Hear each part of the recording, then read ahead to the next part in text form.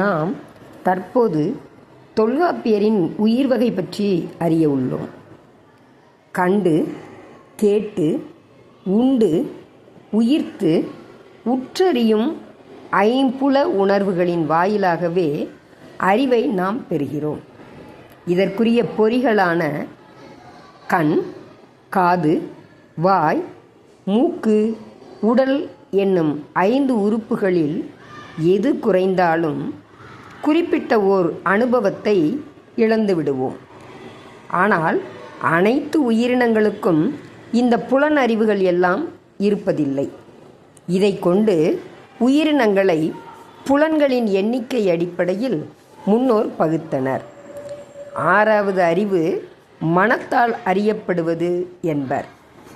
இதனையே பாடல் வாயிலாக ஒன்றறிவதுவே, உற்றறிவதுவே, இரண்டறிவதுவே, அதனொடு நாவே, மூன்றறிவதுவே, அவற்றொடு மூக்கே, நான்கறிவதுவே, அவற்றொடு கண்ணே, ஐந்தறிவதுவே, அவற்றொடு செவியே, ஆறறிவதுவே, அவற்றொடு மனனே, நேரிதின் உணர்ந்தோர் நெறிப்படுத்தினரே என்று தொல்காப்பியர் தன் நூலில் பாடியுள்ளார்.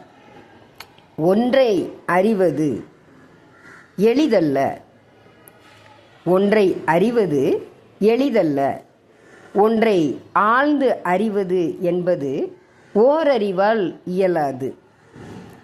எனவே அவ்வவற்றிற்குரிய அறிவுத்திறன் கொண்டு செயல்படுதல் வேண்டும். தாவரங்களாவன ஓரறிவால் உணர்ந்து கொள்வன. தொடு உணர்தல் என்பதனை கொண்டு அறிந்து கொள்வது. சூரிய ஒளியினால் தாவரம் வளர்வது, தொட்டால் சினுங்கிக் கொள்வது அல்லது சுருங்கிக் கொள்வது, இதனை நாம் எடுத்துக்காட்டாக கொண்டு அறியலாம்.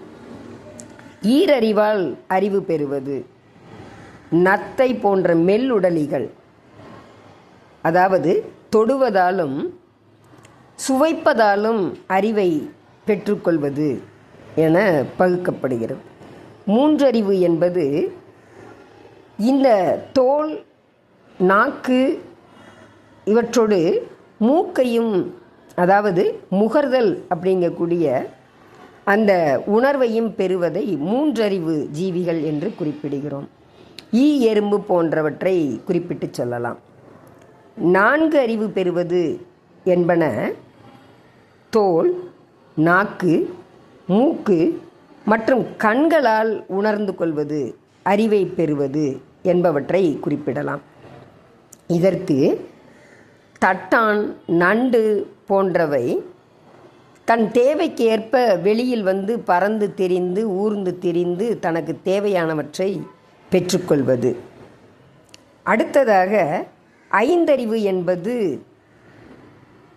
தோல், நாக்கு, மூக்கு, கண் மற்றும் கேட்டலுக்கு பயன்படும் செவி ஆகியவற்றின் மூலமாக அறிவை பெற்றுக்கொள்ளக்கூடியன. அவற்றை குறிப்பிடும் பொழுது பறவை இனங்களையும் விலங்கினங்களையும் இணையாக குறிப்பிடலாம்.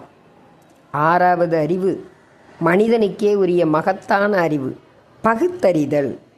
அவனுக்கு தோலின் மூலமாக உணர இயலும், நாக்கின் மூலமாக சுவையாக உணர முடியும், மூக்கின் வாயிலாக முகர்தல் எனும் அறிவை பெற முடியும், கண்களால் காணல் எனும் அறிவை பெற இயலும், கேட்டல் எனும் மகத்தான அறிவை பெற இயலும். இவற்றையெல்லாம் விட மனதால் பகுத்து அறியக்கூடிய அறிவு 6ஆம் அறிவு. அது மனிதனுக்கே உரிய மகத்தான அறிவு. அதன் மூலமாக நல்லன, தீயன, சரி, தவறு என்பவனவற்றை உணர்ந்து அவன் அறிவை பெறுகிறான். எனவே மனிதன் 6 அறிவு பெற்ற உயர்ந்த நிலையில் பகுக்கப்பட்டுள்ளான். இதுவே தொல்காப்பியரின் அறிவு சார்ந்த உயிரின சிறப்பு என்று விளங்குகிறோம். நன்றி.